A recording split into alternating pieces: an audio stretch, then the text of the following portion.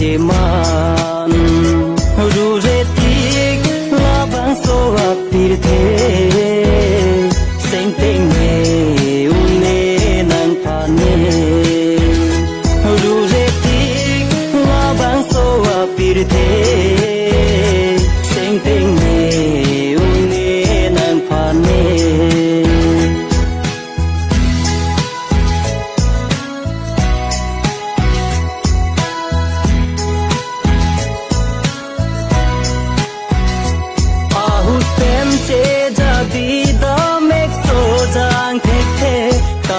Ting ka the ang ne chi chi ni dum de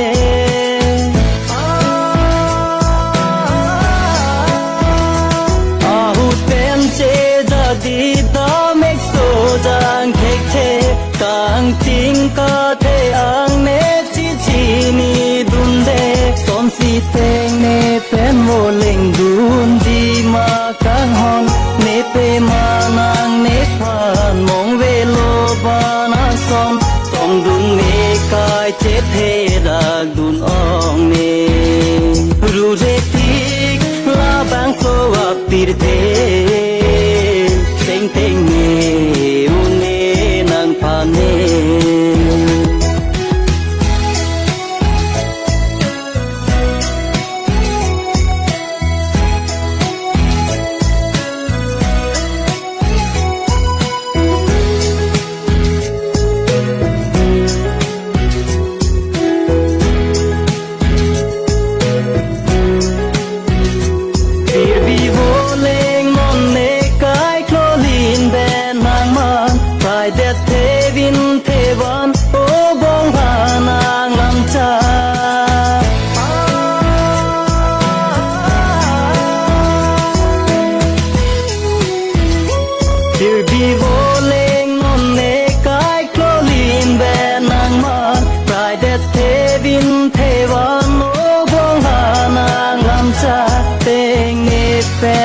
Dong si nek kai vô leng dun ji Karli dui pen ake me kopi